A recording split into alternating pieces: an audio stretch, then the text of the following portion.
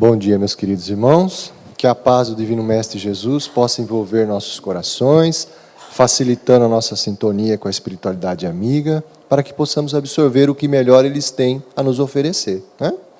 Bom, como os irmãos já puderam observar e já foi adiantado pelo meu pai, hoje nós vamos tecer algumas reflexões à luz da doutrina espírita acerca do carnaval, mas, na verdade, nós não queremos aqui simplesmente lançar o anátema sobre o carnaval, amaldiçoá-lo e pronto. Não. Aproveitando o momento festivo, em que muitos se reúnem para a comemoração carnavalesca, vamos refletir, então, a validade desse tipo de festividade, analisando no caráter mais científico que a doutrina espírita nos oferece, se efetivamente proveitoso esse tipo de festividade quando nós nos oferecemos única e exclusivamente para a satisfação de sensações de prazeres materiais. Então, se nós tirarmos aqui o rótulo carnaval, eu poderia simplesmente colocar festas de forma geral, porque o que nós vamos refletir aqui hoje aplica-se a toda e qualquer festividade cujo objetivo seja única e exclusivamente satisfação de prazeres materiais. Então, o que nós vamos falar aqui aplica-se para todo e qualquer tipo de reunião nesse sentido. Ontem eu até disse isso, falei, olha, até numa casa espírita, se nós nos propusermos a nos reunir com intenções diversas da edificação moral, a analogia é a mesma, certo? Bom, mas, como o Espiritismo também é cultura, antes de nós adentrarmos a visão espírita sobre essas festividades, como nós utilizamos como referência o Carnaval, então nada mais interessante que nós apresentemos alguma historinha sobre o surgimento dessa festividade, para que nos enriqueça também culturalmente, né? Então é interessante saber como que surgiu essa festividade, como se calcula a data em que ela ocorre, para depois sim nós adentrarmos na visão espírita sobre esse tipo de festividade.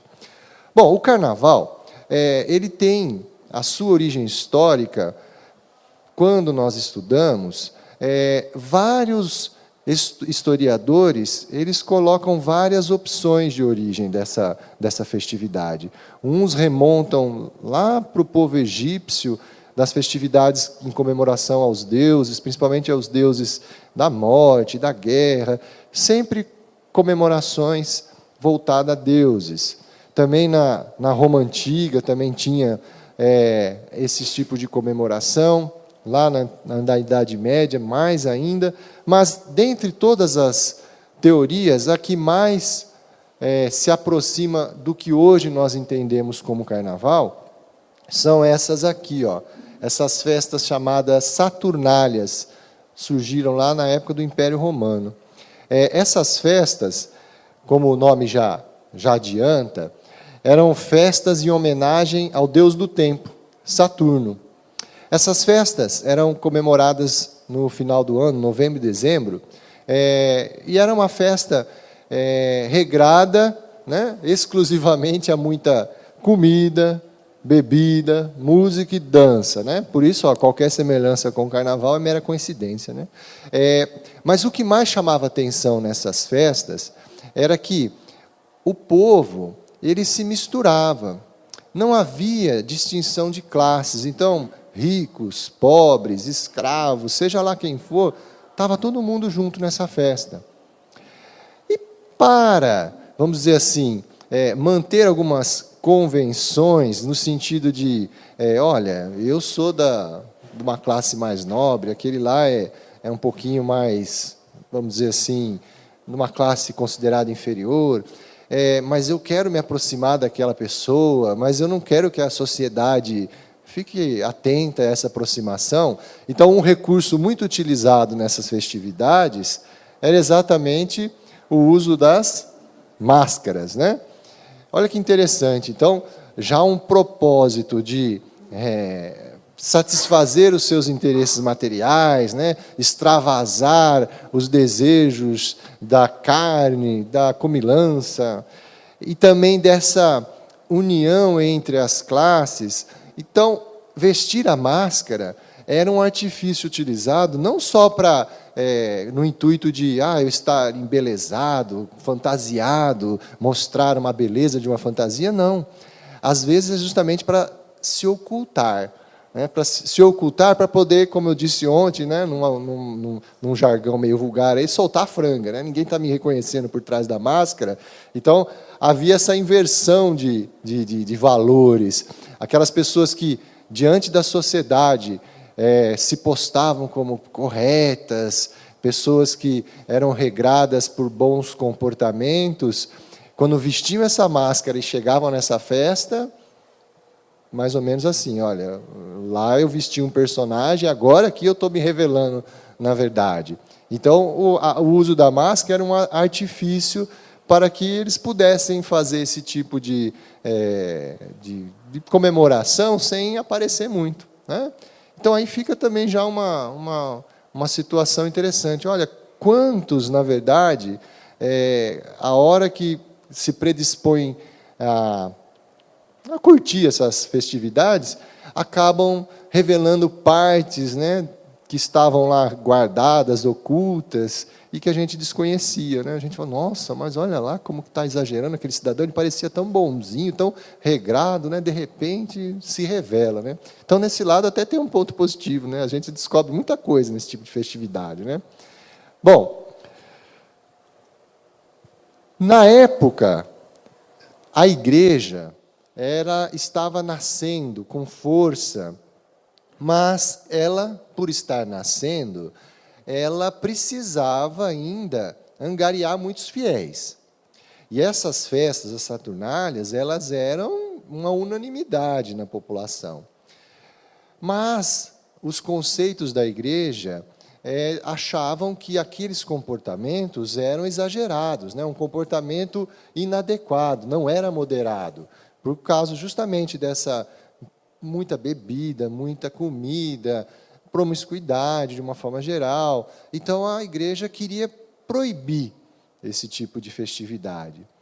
Mas, veja bem, uma igreja que está nascendo e precisa angariar fiéis, eles efetivamente imaginaram, se nós chegarmos aqui já determinando uma proibição, é muito mais fácil a gente perder fiéis do que arrecadar fiéis. Né?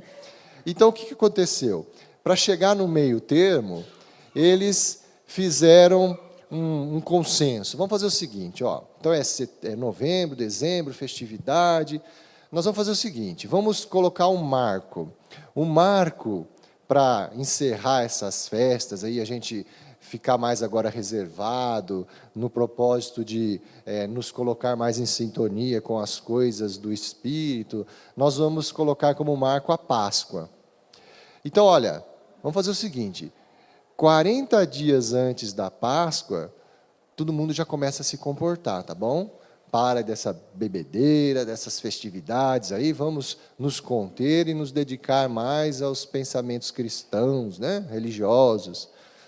Então tá bom, vamos fazer dessa forma. Então ficou determinado, né, que 40 dias antes da Páscoa, esse período que ficou todo mundo conhecido como Quaresma, era o marco final daquelas Saturnálias. Então, 40 dias antes da Páscoa, parava. Então, como houve essa interrupção, eles deram esse nome de Carnevale, que seria mais ou menos, né, adeus à carne, a carne nada importa, ou seja, a partir daquele instante, a carne, no sentido da festividade, as coisas materiais, agora ficam em segundo plano, não tem mais importância, e por conta disso, então, esse nome, quando da evolução da etimologia, adaptando para a nossa linguagem, ficou carnaval. Então, na origem, é esse sentido, adeus à carne, às festividades. Por isso que surgiu esse nome. Bom, e como nós falamos, essa data ela é móvel. Né? Por que o carnaval cada ano está num dia diferente? Porque nós acabamos de ver que o marco do carnaval é a Páscoa. Porém, a Páscoa também é uma data móvel, Então, como a Páscoa se movimenta, o Carnaval também se movimenta. E qual que é a regra para calcular a data do Carnaval? É essa daqui, ó. O cálculo da data do Carnaval se realiza por motivo do dia da Páscoa. Ele ocorre sempre 7 domingos antes do domingo de Páscoa. Então, o marco é você descobrir qual que é o domingo de Páscoa. Aí você conta 7 domingos anteriores, é o domingo do Carnaval, que seria hoje. Tá? Porém, a data da Páscoa é uma data móvel também. Quando que ocorre a Páscoa? A Páscoa, nós temos que observar o seguinte, ó. A Páscoa, basicamente, o fenômeno é o primeiro domingo de lua cheia após o dia 21 de março. Esse 21 de março é o equinócio de outono, marca o fim do verão. Né? Esse é um fenômeno astronômico que determina o domingo de Páscoa, certo? Então, uma vez detectado qual é o primeiro domingo de lua cheia após 21 de março, esse é o domingo de Páscoa. Aí a gente conta 7 domingos para trás, acha qual que é o domingo que seria o da semana do Carnaval. Vamos fazer um teste para ver se está certo? Olha, o exemplo desse ano. Ó. Aqui é um calendário lunar, os meses estão aqui na vertical, tá? A lua cheia, as mudanças de luas, ó, o amarelinho é lua cheia. O marco 21 de março, se nós olharmos aqui março, ó, dia 21 está aqui. Vamos procurar a próxima lua cheia. Ó. A próxima lua cheia está aqui, ó, dia 31 de março, que é um sábado. Então, correu, subiu, opa, domingo aqui, ó, dia 1º de abril é o primeiro domingo de lua cheia, que é, então, o domingo de Páscoa. Conta agora 7 domingos para trás. Onde que vai cair? Se você pegar aqui, então, conta 7, né? Ó. 1, 2, 3, 4, 5, pulei? 6, 7. Está aqui. Hoje é dia 11? Ah, então deu certo, bateu. Então, hoje é o domingo do Carnaval, né, que a gente comemora aí essa festividade. Então, quem quiser saber quando vai cair o Carnaval de 2056, é só pegar um calendário lunar lá e fazer essa continha que vocês vão descobrir, tá? Bom, então, a parte histórica já foi matada a curiosidade, vamos ao que interessa efetivamente, né? A visão espírita do Carnaval. Bom, qual foi a nossa, vamos dizer assim, o nosso alicerce, aí, a nossa reflexão maior? Como eu já adiantei, eu quis embasar as reflexões da manhã no sentido da lei natural, tá? A lei natural. A lei natural, ou a lei divina, a lei de Deus, que rege tudo no universo, ela tem as suas subdivisões. E uma das leis naturais são as leis físicas. As leis físicas. Nas obras da codificação, lá em O Livro dos Espíritos, nós temos inúmeras questões, desde lá na primeira parte das causas primárias e até após nas outras partes também algumas questões, que fazem esse estudo acerca da parte científica, da lei física, que rege as relações entre plano espiritual e plano material. Porém, existe uma obra da codificação, que comemorou 150 anos da sua codificação esse ano, é a Gênese.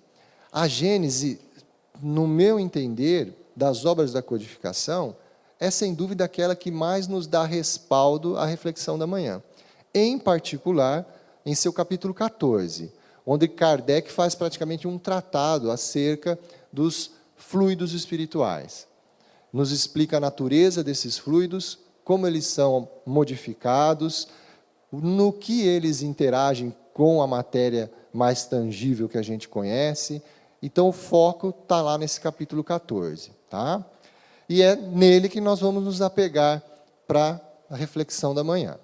Bom, nesse capítulo 14, nos é apresentado o conceito de fluido cósmico universal. Todo mundo que aqui frequenta a casa, ou grupo de estudo, ou em algum momento já teve a oportunidade de ouvir alguma coisa sobre essas relações entre espírito, matéria, perispírito, já ouviu falar desse fluido aí. Quem nunca ouviu falar, de forma bem simples, o que seria esse fluido cósmico universal, né? O FCU? Esse fluido cósmico universal, Kardec nos apresenta como sendo o elemento primário, é o elemento primário de tudo que forma as coisas materiais do universo. Ou seja, ele é o elemento, é a massa madre e que se usa para confecção de tudo que existe de material no universo. Esse elemento ele é tão versátil que ele vai de um estado praticamente puro, bem eterizado, até a matéria tangível, palpável que a gente conhece de tudo que é matéria que a gente toca. Kardec, então, ele faz essa classificação. Esse fluido é a matéria elementar primitiva, e ele varia desde o estado de eterização ou imponderabilidade até o estado mais materializado ou de ponderabilidade. Isso aí está lá no capítulo 14 da Gênese. Então, esse aqui é o ponto de partida no sentido, olha, então existe um elemento primitivo sobre o qual todos os outros são formados, que é esse fluido cósmico universal. Então, acho que fica claro aqui, ó, todo mundo, na condição de encarnado, tendo esse elemento material em si, nós temos o quê? Uma variação desse fluido cósmico universal em nós, particularmente num dos 3 elementos que nos constitui, que a gente vai falar daqui a pouco, tá? Mas, antes de eu falar nesse elemento, nós temos que entender, então, já que existe esse fluido cósmico universal, como é que ele varia? Numa ilustração gráfica aqui, né? Então, nós enxergamos assim, ó, esse fluido, quando ele quis dizer lá de eterização até materialização, então ele varia de uma pureza absoluta, onde os fenômenos espirituais são observados, quanto mais imponderável, mais sutil esse elemento, mais fácil a manipulação dele pelos espíritos e, consequentemente, é onde se manifestam os fenômenos espirituais, materialização, a vidência, todos os fenômenos mediúnicos.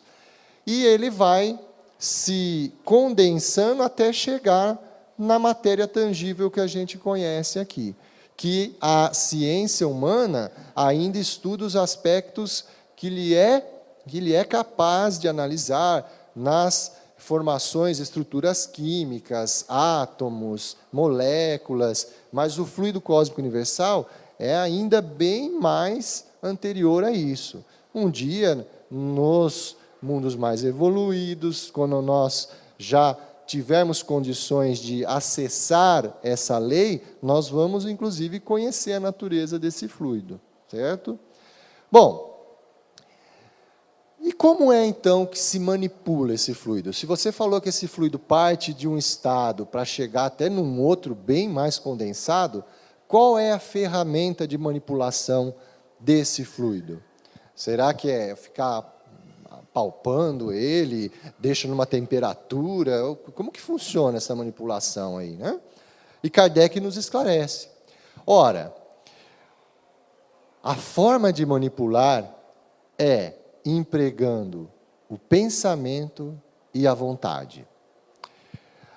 Para os espíritos, para o princípio inteligente, é a vontade e o pensamento a ferramenta útil para se manipular esse fluido cósmico universal. Através do pensamento e da vontade, somos capazes de mudar as propriedades desse fluido cósmico universal. Aí a analogia, como um químico muda as propriedades dos gases e de outros corpos, combinando-os segundo certas leis. É a grande oficina ou laboratório da vida espiritual.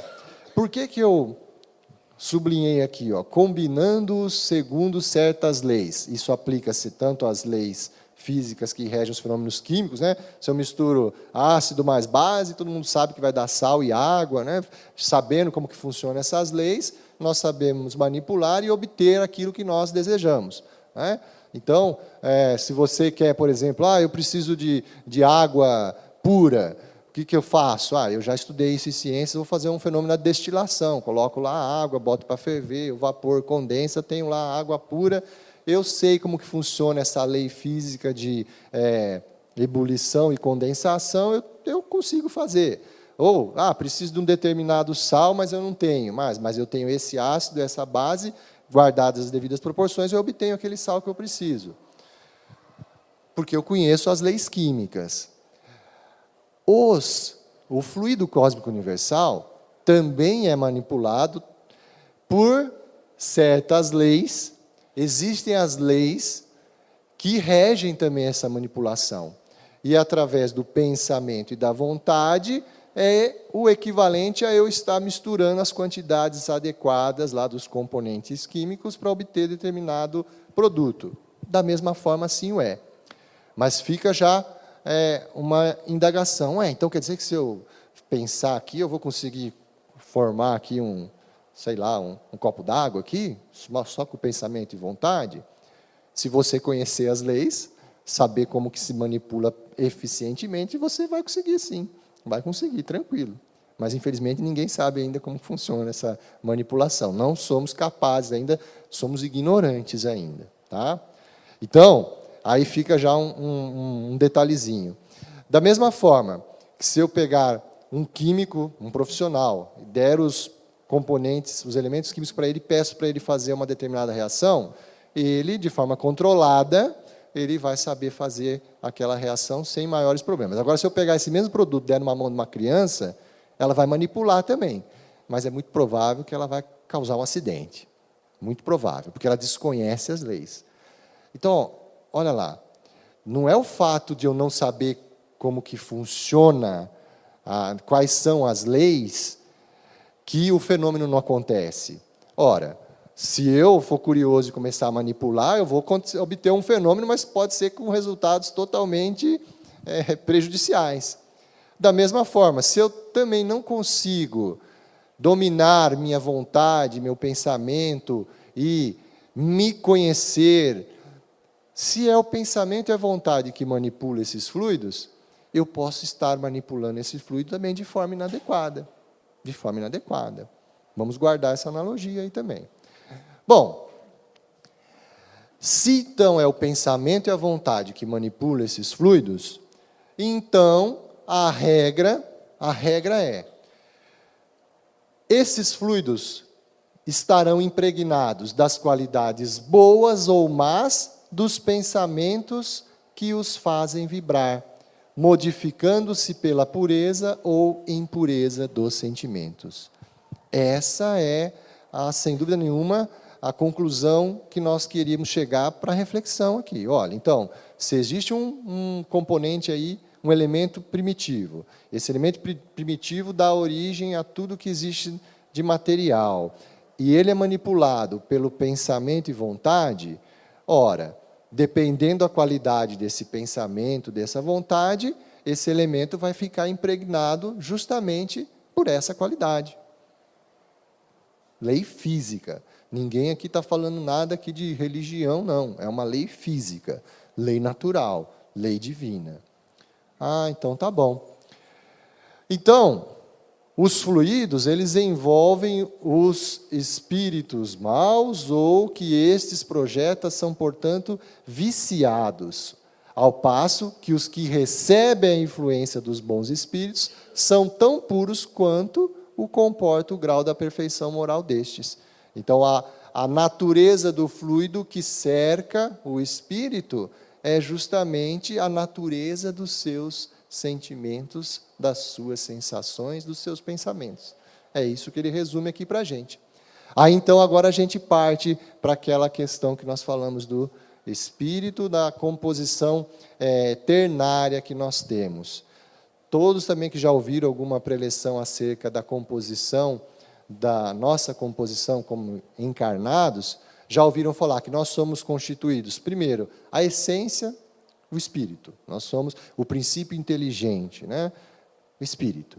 Esse espírito tem um envoltório. Esse envoltório, todo mundo já ouviu falar também, é o perispírito. E, na condição de encarnados, no plano ainda grosseiro como o nosso, necessitamos, para a interação com esse ambiente, de mais um corpo, que é o corpo material, esse corpo físico que a gente apalpa e conhece. Então, nós temos esses 3 elementos fundamentais. O mais importante para a nossa reflexão da manhã é esse segundo, o perispírito. Porque o perispírito, ele, por ser um elo entre o espírito, que é o elemento essencial, principal, e a matéria mais bruta, que é o nosso corpo físico, esse perispírito, como que ele é formado? Ele é um elemento também semimaterial. Por quê? Porque ele tem que ter justamente essa transmutação, ela ter a capacidade de ser um transdutor. Um transdutor é aquele elemento capaz de transformar um tipo de energia em outra. Então, o perispírito, na sua composição, ele é uma variação também do fluido cósmico universal, e ele é formado do ambiente, o espírito, na constituição do perispírito, ele absorve do ambiente que ele está os elementos para a sua composição.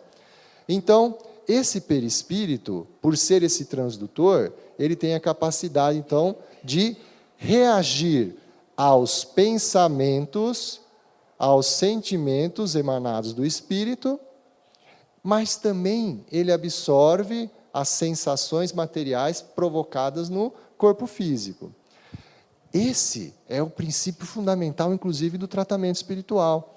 O tratamento espiritual, sabedor dessa interface que há entre perispírito, corpo e espírito, olha, se existe um elemento intermediário, nós podemos atuar manipulando os fluidos pelo pensamento e vontade para impressionar, como ele falou, fica impregnado o fluido com aquelas sensações, aqueles sentimentos que vão ser absorvidos por esse perispírito. E aí, esse perispírito, como ele tem uma interface com o plano material, ele pode imprimir essas mesmas sensações no corpo material. Esse é o princípio fundamental da atuação do tratamento espiritual no campo físico. Porém, sempre como ponto fundamental é trabalhar a essência, o espírito. Porque se o espírito é a origem, é o nascedouro do pensamento, se ele está sempre com as ideias edificantes, está com os desejos no bem, ele vai ser uma fonte generosa de fluidos benéficos e salutares. Então, a capacidade que nós temos de nos regenerar está intimamente ligado com a capacidade que temos de nos permanecer vigilante com nossos pensamentos, né? Esse é o princípio fundamental da cura, porque as chamadas doenças nada mais são do que os desequilíbrios nossos, né? Então, nós temos que, observado algum distúrbio, a origem, via de regra, está lá no espírito, né? Mas, de forma paliativa, a misericórdia do Pai nos proporciona, conhecedores dessa lei que Ele nos apresenta, podemos manipular, através da vontade do pensamento, os fluidos e impregnar o perispírito e ajudar, enquanto se trabalha o principal, que é o espírito, a ajudar a amenizar um pouquinho a dor no físico, certo? Só uma partezinha. Mas isso é importante. E aí, aqui, praticamente, esse parágrafo resume isso. Olha, desde que esses fluidos se modificam pela projeção dos pensamentos do espírito, o seu invólucro perispirítico, que é parte constituinte do seu ser e que recebe de modo direto e permanente as impressões dos seus pensamentos, há de ainda mais guardar a de suas qualidades boas ou más, sendo o perispírito dos encarnados de natureza idêntica ao dos fluidos espirituais, ele os assimila com facilidade, como uma esponja se embebe de um líquido. Atuando esses fluidos sobre o perispírito, Este, a seu turno, reage sobre o organismo material, com que se acha em contato molecular. Se os eflúvios são de boa natureza, o corpo ressente uma impressão salutar. Se são maus, a impressão é penosa. Esse aqui é o fundamento para aquelas sensações que a gente sente quando, por exemplo, nós adentramos num ambiente onde há um certo ar de descontentamento, mágoa, rancor, ódio, discussão, aquele ambiente que a gente põe o pé e fala, nossa, está pesado aqui, né?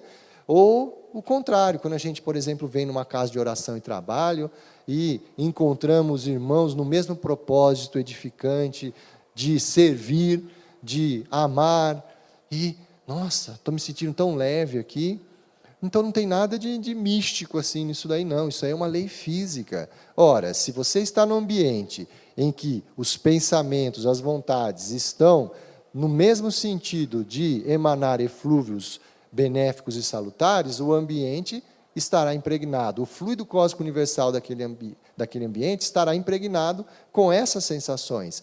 E nós, como temos o perispírito com esse mesmo elemento primitivo, ele absorve como uma esponja que a gente estivesse colocando dentro de uma jarra d'água, ela absorve aquele líquido e aquelas sensações automaticamente nos imprime no corpo material essa sensação de peso, de leveza, naturalmente. Interessante, interessante. Então, por conta disso, não tem escolha. Não tem, é uma lei física. É uma lei física. Os meios onde há muitos maus espíritos são impregnados de maus fluidos, que são absorvidos pelos poros perispiríticos, como o corpo também absorve pelos poros os miasmas pestilenciais. Ora, se nós estamos num ambiente lá, por exemplo, que está contaminado, por exemplo, algum gás, que tem um odor bem forte, não tem jeito, você vai chegar na sua casa e você vai ficar sentindo aquele cheiro por um bom tempo. Você vai lavar a roupa, ela vai estar impregnada, o banho, você vai tomar uns 10, 20 banhos até sair aquele cheiro. Da mesma forma, o perispírito absorve essas energias, essas sensações do ambiente que ele se encontra, e também nele fica impregnado no que ele chama dos poros perispiríticos, certo? Em suma, e analogicamente, podemos facilmente deduzir que seria impossível, então, participarmos da folia sem sermos envolvidos pelas emanações ambientais. É tão impossível quanto mergulhar numa piscina sem se molhar. Ora, a partir do momento, então, que nós nos predispusermos a estar num ambiente, seja ele qual for, nós temos que ter consciência de se eu estou naquele ambiente, fisicamente eu já estou absorvendo o que nele há. Aí vem uma pergunta que não quer calar, né? Ontem eu falei, eu repito hoje, né? Ele pôs uma fotinho aqui do mergulhador na piscina aqui. Mas ele aqui está com uma roupa específica, está com aquelas roupas de polipropileno lá. Ele não vai se molhar, esse cidadão aí. Então, a analogia dele não ficou muito boa, não, porque ele pode pular numa piscina todo protegido, que ele não vai se molhar. Não é verdade. Se nós lá continuarmos o estudo na Gênesis, lá no capítulo 14, no item 18 especificamente, quando Kardec já fez todas essas explicações, ele vem e fala assim, olha, mas quer dizer então que nós estamos 100% vulneráveis? Nós não temos como nos proteger? Não, de forma alguma. Ele não acabou de explicar também que nós somos a fonte primária de emanação de pensamentos e vontade para manipular o fluido? Quem está mais próximo de nós do que nós mesmos, né? Então, nosso pensamento gerando, a gente pode gerar um fluido cósmico universal no nosso entorno, impregnado desses bons sentimentos. Então, seria possível, então, imaginar que eu, nesse desejo, nesse afã de estar sempre num pensamento edificante, eu criaria uma couraça, estilo aquela roupa de mergulhador, e isso me protegeria num ambiente insalubre, como descrito agora? É possível? Sem dúvida. Mas aí eu pergunto, na atual condição que nós nos encontramos, e outro detalhe, sabedores que existem leis, como nós falamos lá no começo, regido por certas leis que manipulam esses fluidos. Será que na atual condição que nós nos encontramos, quem aqui pode garantir que, não, eu tenho plena capacidade de, em qualquer ambiente que eu esteja, manter sempre o meu teor vibracional irretocável, fixo, perene, num sentimento edificante, num sentimento de paz, de amor, de caridade? Quem aqui me garante 100%, na atual condição que se encontra, é capaz de fazer isso? Alguém fala, não, eu sou. Aí, como eu falei antes, se alguém levantar a mão e falar que sou, já não é, porque já mostrou que é orgulhoso, né? Então já tem um defeitinho aí, né? Bom, não dá, gente. Não dá. É uma lei física. Nós não conhecemos ainda na plenitude a manipulação e ainda somos muito invigilantes. Temos mais vícios do que virtudes. Quantos de nós estamos num propósito, por exemplo, aqui na Casa Espírita? Entramos aqui com um propósito edificante. De repente, encontramos um desafeto na casa. Né? Ou alguém que acabou de fechar o nosso carro ali na curva, nós estacionar, e onde vai encontrar? Aqui, do nosso lado, na Casa Espírita. Eu duvido que, por milésimos de segundo que seja, não venha um pensamento não tão edificante sobre essa criatura. É o suficiente para você provocar um rasgo nessa couraça perispíritica. E uma vez que fez o rasgo, você já tornou-se vulnerável e vai se molhar. Agora, se eu me predisponho, então, a ir numa festividade regrada à bebida, a tudo que excita as coisas materiais, as sensações ainda carnais, será que em nenhum momento eu vou vacilar e vou manter sempre o pensamento e vontade só no propósito, não, eu estou aqui para ouvir uma música, para dançar, e uma coisa para me extravasar só? Ou em algum momento você vai pensar coisa que não deve? Cada um faça a sua reflexão, tá? Para ver do que é capaz. Bom, além disso, para, entre aspas, assim, deixar o cenário um pouquinho mais complexo, existe também uma outra lei. Eu falei que nós íamos nos atentar às questões das leis físicas, das leis naturais. Existe uma lei também que é muito bem explicada por Kardec, a questão da lei de afinidade, ou a lei de sintonia. É aquela história, né? A lei de afinidade, de sintonia, é justamente, por exemplo, aqui nós estamos aqui hoje todos juntos, nesse instante, ouvindo uma preleção, num domingo de carnaval, poderíamos estar curtindo uma ressaca, por exemplo, mas não, estamos aqui porque temos afinidade de pensamento, de desejo, de aprender, de que seja colocarmos-nos em conexão com uma espiritualidade maior, nesse instante estamos aqui. Somos espíritos afins nesse sentido, né? Então, os espíritos afins estão reunidos. Essa é a lei da afinidade. Os que têm as mesmas, vamos dizer assim, os mesmos propósitos, os mesmos ideais, naturalmente se aproximam, né? E aí vem o jargão lá no carnaval, justamente também, quem tem os mesmos pensamentos, os mesmos desejos, a mesma afinidade, vão se reunir também. Vão se reunir. E aí tem um detalhe, essa lei da afinidade aplica-se a nós encarnados e também a desencarnados. Então, o fato de estarmos nós lá numa comemoração, numa reunião, não significa que estamos só nós encarnados. Há também entre nós espíritos afins, principalmente aqueles que ainda estão muito aderidos ainda às coisas materiais, que sentem a necessidade de ter essas mesmas sensações, eles também estarão entre nós. E aí veio lá o jargão que eu ia falar, né, que atrás do trio elétrico também vai quem já morreu. Não é, né, só não vai quem já morreu. Não, também vai quem já morreu. Então, nós temos nesses ambientes não só os encarnados com determinados propósitos, mas também desencarnados. E essa relação essa sintonia que existe entre encarnados e desencarnados, explicada pela lei de afinidade, ela traz uma consequência bem, assim, perigosa.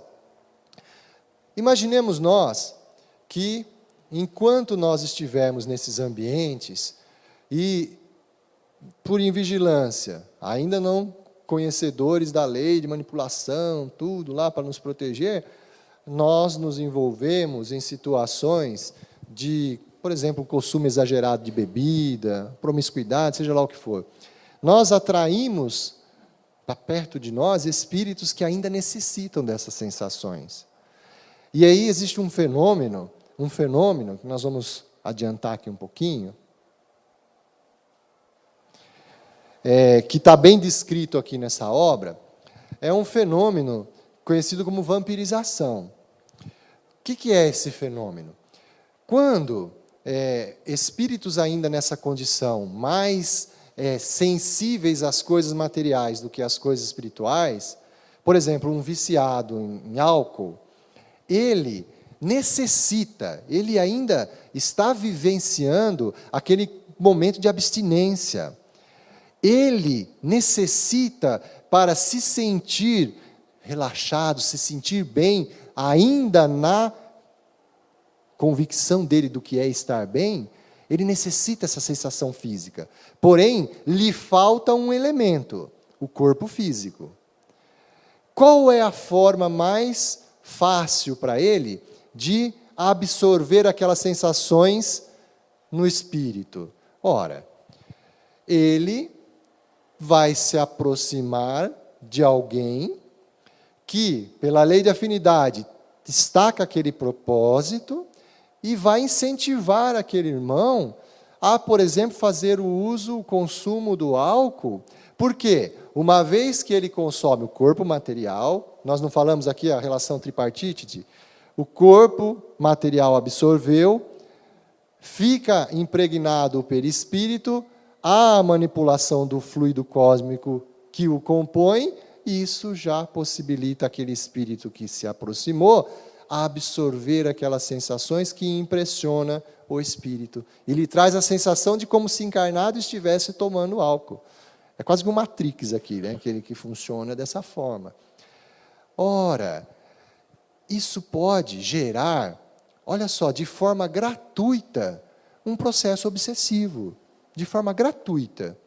Por quê? Porque aquele espírito viu que aquele encarnado, a sintonia se estabeleceu de uma forma bem tranquila. E fez muito bem para ele aquela sensação. Então, para que ele vai largar aquele cidadão? Não, sempre que eu tiver com vontade de consumir alguma coisa, eu vou estar lá do lado dele, incentivando, não, aproveita essa folguinha aí, vai lá, vai tomar um golinho lá, porque eu estou precisando. E fica lá, sugerindo essa ideia. Então, olha só, às vezes, de forma gratuita, nós nos comprometemos aí por muito e muito tempo. Essa obra aqui é uma das, existem inúmeras obras que descrevem algumas situações envolvidas nessas festividades. Porque se nós então apresentamos aí o embasamento físico, teórico, da lei de afinidade, sintonia e da absorção dos fluidos, manipulação dos fluidos, nós fomos buscar também na literatura espírita de conteúdo que a gente sabe que vem de uma fonte segura, médium, que nós sabemos trabalhador, sabemos comprometido com a divulgação da doutrina, não aquelas literaturas fantasiosas, não. Nós fomos buscar e nós encontramos inúmeras obras que descrevem cenários, no ponto de vista espiritual, nessa época de festividade. Essa é uma delas. Essa obra, Nas Fronteiras da Loucura, de Manuel Filomeno de Miranda, psicografia de Valdo Pereira Franco, há uma descrição lá de atividades de socorro a encarnados e desencarnados desenvolvidas por uma grande equipe espiritual sob o comando de nada mais, nada menos do que Bezerra de Menezes, nos dias de carnaval de 1982, lá no Rio de Janeiro. Essa é a descrição fundamental. E aí eu extraí alguns trechos que ontem eu não passei, porque não havia tempo, então hoje eu passo. Tá? Tem um capítulo lá, o item 2, que é o chamado A Visita à Enferma. E um item, O Invisível. Olha a descrição da espiritualidade sobre o cenário encontrado naquela época. Ó. A população invisível ao olhar humano era acentuadamente maior do que a de encarnados. Então, a espiritualidade descrevendo o cenário. Aquilo que acabamos de ver aqui da lei de afinidade, né? Se tem lá um aglomerado pensando de uma certa forma, atrai, obviamente, espíritos com aquela mesma vontade. Totalmente em concordância com o que foi dito aqui. A população, então, de desencarnados era muito maior do que a de encarnados. Disputava-se, como chacais, a vampirização das vítimas inermes telecomandadas. Aquilo que acabamos de descrever aqui. Aquele espírito que necessita daquela sensação, ele vai se instigar o encarnado a ter determinada conduta telecomandando, sugerindo via pensamento aquela atitude para que ele absorva a sensação também. Estimulava a sensibilidade e as ações alcoólicas de que participava. Ingeriam drogas, de que os seus comparsas físicos, verdadeiros intermediários submissos, se auspiciavam. Uns magotes, umas reuniões, uma população desenfreados, atacavam os burlescos transeuntes, tentando prejudicá-los com as induções nefastas que se permitiam transmitir. Olha só a investida. Outros, compostos de verdugos que não disfarçavam as intenções, buscavam as vítimas em potencial para alijá-los do equilíbrio, derrubá-los, dando início a processos nefandos de obsessões demoradas. Então, de forma gratuita, nós podemos nos entregar a esse processo. E quais são essas consequências nefastas, que ele fala? Moléstias graves se instalam em oportunidades dessas. Comportamentos morais se alteram sob o açodar dos apetites desmedidos. Distúrbios afetivos surgem após tais ilusões que passam. Sossobros financeiros ficam em cobranças demoradas como efeitos perniciosos da utopia. É uma frase aqui bem filosófica, mas essa semana passada eu assisti num jornal, lendo lá uma reportagem lá no Estadão, o colunista, um economista, ele aproveitou da proximidade das festas carnavalescas e soltou lá uma pesquisa que mais de 60% dos foliões, nessa época de festividade, quando termina, eles estão endividados, com dívidas, porque foram lá, por exemplo, o camarote, sei lá onde lá, com dívidas que foram agora em fevereiro, em junho, julho, que eles começam a saldar essas dívidas. 60%. Então, não só no aspecto aí, o prejuízo do lado espiritual, também quanta gravidez indesejada, quantos... Ontem, estávamos em casa num lanchinho da noite lá, convidamos o casal de amigos com os 2 filhos, também que são nossos vizinhos, estavam lá fazendo lanche, de repente toca o celular da filha mais velha deles, de 15 anos, estava lá conosco, uma amiga que estava no clube, pulando o carnaval, ligou lá chorando, desesperada, porque uma amiguinha dela, mais nova, de 13 anos, tinha acabado de ser recolhida pelo Serviço Móvel de Atendimento em coma alcoólico. 13 anos. E são os excessos que uma invigilância, e às vezes, aqueles espíritos instigando, e em redor, para você, entre aspas, se enturmar num seu diferente, você acaba, numa atitude totalmente impensada, se comprometendo por uma existência inteira.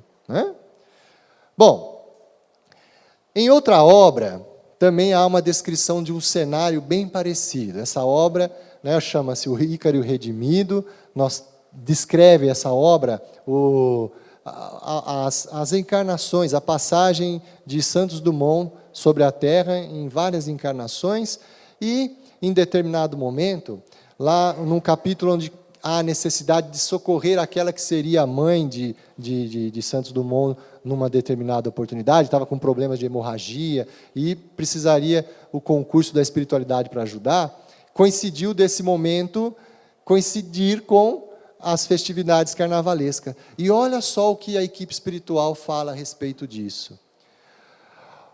Retornando à noite, não contávamos com as dificuldades imprevistas da jornada. Era carnaval na terra. E nestes dias de folia, o plano das trevas se aconchega à crosta, unindo suas sombras aos folguedos inconsequentes dos homens.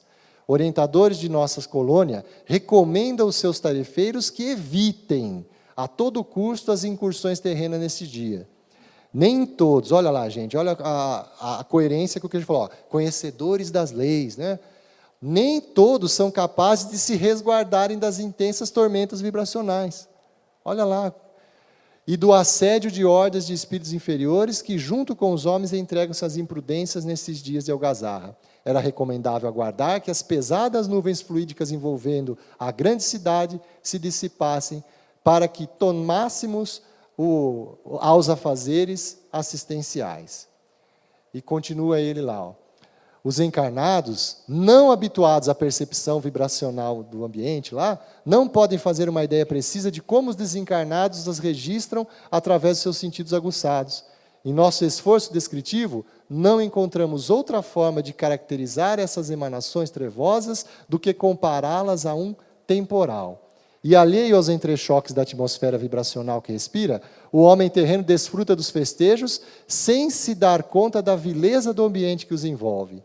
Se lhe fosse possível vislumbrar o panorama espiritual que o assedia nesses dias de levianos arroubos de festividade, aterrar-se-ia ante as assustadoras imagens que se desdobrariam aos seus atônitos olhos, conspurcando-lhe o alegre colorido das fantasias e a exuberância festiva das alegorias. É uma descrição forte, mas que não vemos aqui exagero, pelo que nós acabamos de ver da capacidade de manipulação dos fluidos. E o que está de pensamento, desejo e vontade naquela multidão? E olha, não é, ele usou, obviamente, o carnaval, mas isso vale para qualquer tipo de reunião com propósitos não tão edificantes. Né? Bom, ele termina aqui, mas para não se estender muito, que já estamos chegando no fim, nós temos aqui uma outra mensagem, então vamos buscar também uma fonte confiável. Fomos lá, achamos também Chico Xavier, médium, Emmanuel, espírito. E Emmanuel também não deixou de falar a respeito sobre essas festividades. Tem uma mensagem lá, que ela é extensa, eu só destaquei 3 parágrafos aqui. Todo mundo pode procurar na internet, que tem lá, ó, a festa desequilibrante é véspera de laborioso reparo. Procura lá que vocês vão ter na íntegra. E ele faz algumas considerações sobre essas festividades. E eu destaco 3 parágrafos.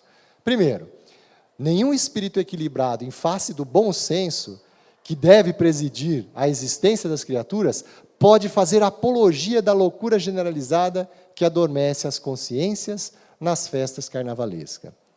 Então, de certa forma, ele já coloca, olha, fazer apologia a isso não é adequado, né? Há, nesses momentos de indisciplina sentimental, o largo acesso das forças da treva nos corações e, às vezes, toda uma existência não basta para realizar os reparos precisos de 1 hora de insânia e de esquecimento do dever. Jesus nos ensinou, vigiai e orai. Em vigilância, não, mas é só um pouquinho. Aquela menina que está em coma alcoólico, será que esse um pouquinho pode fazer diferença para ela, para uma vida inteira? Deus queira que ela não desencarne por conta disso, né? Porque imagina qual é o ônus que ela criou para si. Mas o ponto derradeiro da mensagem lá, o último parágrafo da mensagem é esse. É incontestável que a sociedade pode sim, com seu livre-arbítrio coletivo, exibir as superfluidades e luxos nababesco. Mas, enquanto houver um mendigo abandonado junto do seu fastígio e da sua grandeza, ela, a comunidade, a sociedade, só poderá fornecer com isso um eloquente atestado da sua miséria moral. Porque não só o aspecto que nós vimos até agora, de questão de quanto pode nos prejudicar, essas condutas, poxa, quanto se gasta? Qual é o dispêndio que se tem para festividades com propósitos duvidosos? sabendo que essa mesma quantia poderia estar sendo aplicada em situações que nós estamos convivendo agora. Nós vimos essa questão da febre amarela, é falta de vacina, é falta de postos de saúde para atender, escolas que nem começaram o ano letivo ainda porque estão tudo lá arrebentada. É o que ele fala, isso aí só demonstra que nós ainda temos uma inversão de valores, demonstra a nossa miséria moral. E não era também possível nós encerrarmos essa preleção sem colocarmos aquela situação que muitos aqui questionam.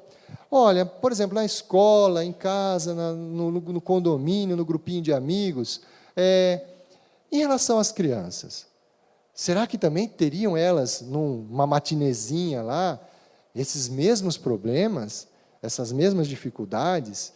Porque eles não teriam esses pensamentos aí da forma como vocês estão colocando. Então, não seria danoso, não é verdade? Olha, numa primeira reflexão, aparentemente sim, não imaginamos o prejuízo da forma como descrevemos aqui. Porém, às vezes, quando nós olhamos uma situação dessa, tiramos um retrato daquilo que estamos vendo agora. Mas se nós lembrarmos o que Kardec lá perguntou em O Livro dos Espíritos, na questão 197, resgata o que são essas crianças. São doces, pequenos espíritos infantis? Não. Poderá ser tão adiantado quanto de um adulto o espírito de uma criança que morreu em tenridade? Algumas vezes o é muito mais, porquanto pode dar-se que muito mais já tenha vivido e adquirido maior soma de experiência, sobretudo se progrediu.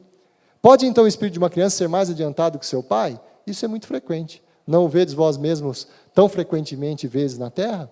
Isso aqui ele está dizendo o seguinte, todo espírito tem uma história. Uma criança também tem uma história. Por mais que ela esteja no estágio ainda infantil, ela é um espírito que pode ter experiências milenares, muito mais do que a nossa adulto. Ora, agora vamos imaginar a seguinte situação. Se aquela criança que nos foi permitido hoje estarmos na condição de seus tutores, ajudando-os a fazer as escolhas corretas. Se numa existência passada, por exemplo, o motivo de queda daquele espírito foi exatamente o seu abuso com as festividades, sejam elas de que natureza forem.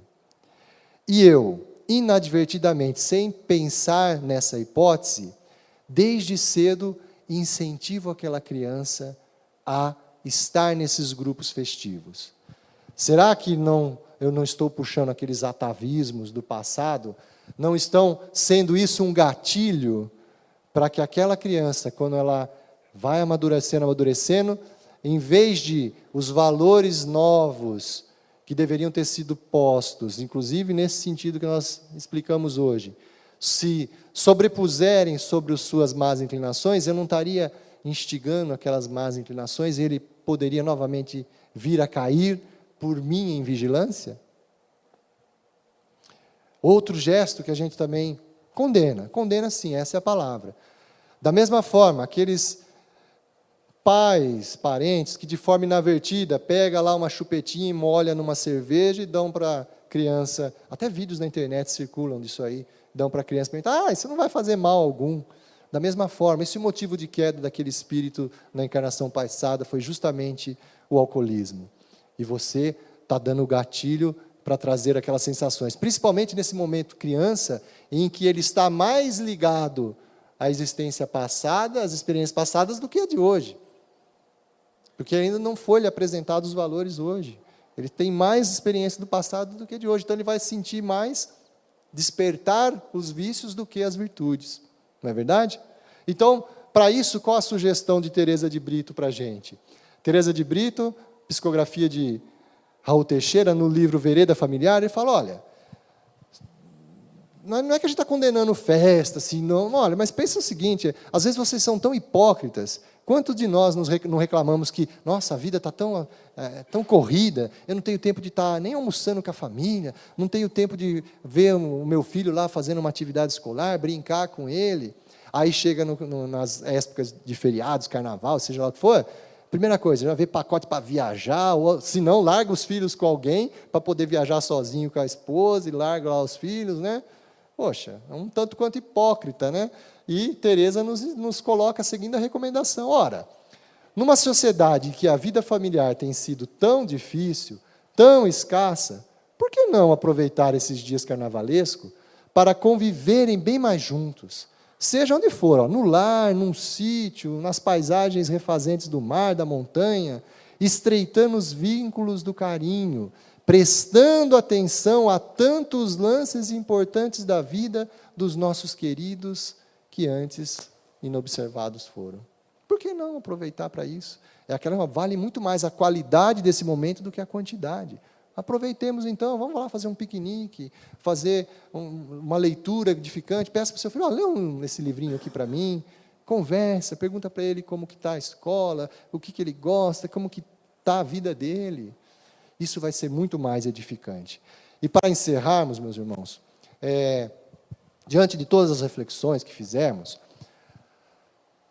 nós ainda, em condição de espíritos ainda engatinhando, né, no começo da evolução, nós, como nos adverte lá o capítulo 16 do Evangelho segundo o Espiritismo, que é um dos maiores obstáculos que nós encontramos para o nosso processo evolutivo, ainda é a questão do apego às coisas materiais. Essa ilusão que nós temos que satisfazer as coisas da matéria é o que nos traz alegria e felicidade. Até podem trazer, mas é uma felicidade, uma alegria tão efêmera, que é aquela história, quantos de nós aqui eu estou doido para comprar um smartphone e tal lá, a hora que você pega ele na mão, você já ligou, legal, já acabou, a sensação já esgotou, é efêmero, ela não te guarda, e por isso você fica naquela necessidade de mais e mais coisas materiais.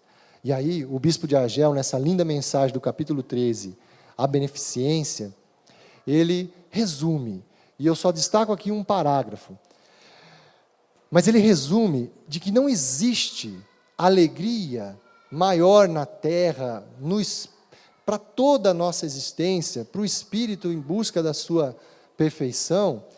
Ele fala, a beneficência, meus amigos, dar-vos-á nesse mundo os mais puros e suaves deleites, as alegrias do coração que nem o remorso e nem a indiferença perturbam. Pudesseis compreender tudo o que de grande e de agradável encerra a generosidade das almas belas, sentimento que faz, olha a criatura aos outras como olha a si mesma, e se dispa jubilosa para vestir o seu irmão. Pudesseis, meus amigos, ter por única ocupação tornar felizes os outros. Quais as festas mundanas que podereis comparar às que celebrais quando, como representantes da divindade, levais a alegria a essas famílias de que a vida apenas conhecem as vicissitudes, as amarguras, quando vedes nelas os semblantes macerados refulgirem subitamente de esperança, porque, faltos de pão, os desgraçados ouviam seus filhinhos ignorantes de que viver é sofrer, gritando repetidamente a chorar, e estas palavras, que como agudo punhal, se lhes enterravam nos corações maternos. Estou com fome. Compreendei quão deliciosas são as impressões que recebe aquele que vê renascer a alegria onde, um momento antes, só havia desespero. Compreendei as obrigações que tendes para com vossos irmãos. Ide ao encontro do infortúnio, ide em socorro sobretudo das misérias ocultas, por serem as mais dolorosas. Ide, meus bens amados, e tende em mente essas palavras do Senhor. Quando vestirdes a um desses pequeninos, lembrai-vos que é a mim que o fazeis. Qual ou quais das festas mundanas são capazes de trazer alegria e felicidade imperecível, como traz a alegria e a felicidade de servir? Quando nós percebemos que esse fazer feliz ao próximo é a melhor maneira de nos tornarmos felizes, assim como Paulo, nós um dia poderemos sim chegar à conclusão de que já não é mais aquele espírito velho, aquele homem velho que vive dentro de nós. Já não sou eu mais que vivo, mas sim o Cristo que vive em mim. E o servir será, sim, a melhor forma de nos alegrarmos. Não mais será necessário festividades, ilusões materiais, para que de forma efêmera, pobre, nos alegremos por momentos que podem gerar complicações muito maiores. Fiquem todos em paz, com Deus, aproveitem para muitas reflexões e que saiamos daqui hoje com essa oportunidade de ter a vontade de servir, de amar, de sermos úteis e entendermos que as coisas da matéria são muito, muito rápidas, pequenas, e o Espiritismo nos ajuda a nos elevar, nos colocando de um ponto de vista mais alto e enxergarmos o nosso futuro de uma maneira mais precisa. Obrigado a todos pela atenção, um bom domingo, que Deus os abençoe.